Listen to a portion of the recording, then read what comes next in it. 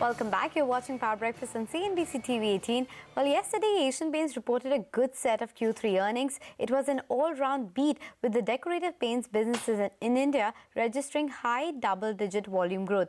Manglam, tell us, how did the management sound over the con call and what are the brokerages making of it? Yes, Anisha. So, before that, Asian Paints makes paints for all weathers. So, let's talk about all weathers in terms of their con call commentaries. So, the sunny part of the conference call was one, all regions have done well this quarter and growth across categories have been good. So, that arrests any fears of market share loss.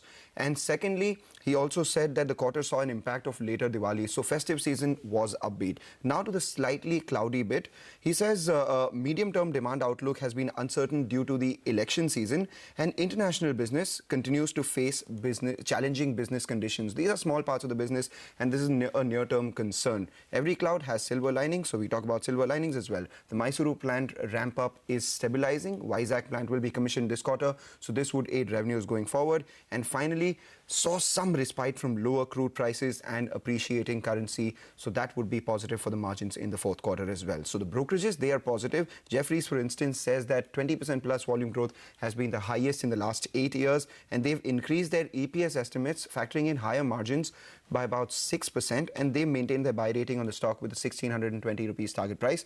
And Edelweiss too has said that further capacity expansion will spur revenue growth. Not just that, they've increased their multiple from 45 times to 50 times, and as a result of that, their target price also increases to about 1,562 rupees. In fact, let's cut across to the conference call itself and hear what the management had to say. The two new paint manufacturing facilities being set up at Mysuru in Karnataka and Vizag in Andhra Pradesh in South India. The first phase of both those plants will be commissioned in the next financial year. The forex situation in the markets of Egypt and Ethiopia continue to be a key cause of concern. When you compare 2 years, there are the impact of Diwali, monsoons and other factors. This year the Diwali was much earlier than last year. So there is the Q2 and Q3 of both the years are not strictly comparable from the demand context. So while we have seen an uptake in demand after the impact of GST, we still maintain that demand is not as good as we would like it to be. It has not reached the levels of the pre-GST period in our opinion. Okay, so that was about Asian Paints, but FMCG major ITC will be in focus today ahead of the Q3 numbers. Manglam, Q3 is expected to be good time around. Is it going to be smoking hot or just a puff in the air?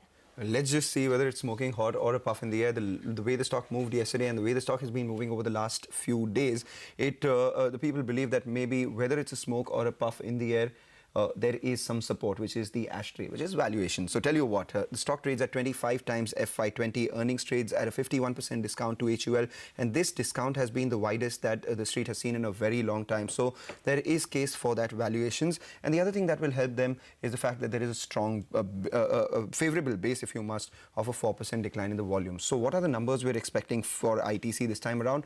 10% growth on the top line, 10,740 odd crores. EBITDA growth of about 10.5%, 4,300 crores is what the street is estimating. It's a high margin business. Margins are likely to be stable at around that 40% mark. And the net profit flat at around 3,077 crores. So with a 10% EBITDA growth and a 10% revenue growth, why would the net profit be flat? Because the base quarter had an exceptional gain of 413 crores. So if you adjust for that, the net profit is likely to be higher by 15%.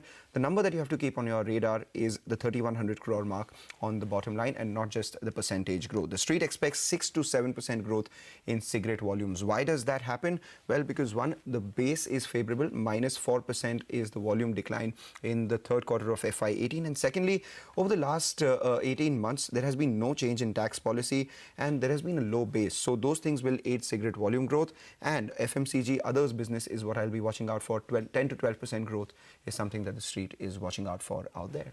Okay, Manglam, thank you so much for that. But on that note, we'll slip into a short break. On the other side, we get you the key expectations from Interglobe Aviation, United Spirits as well as Pidilite.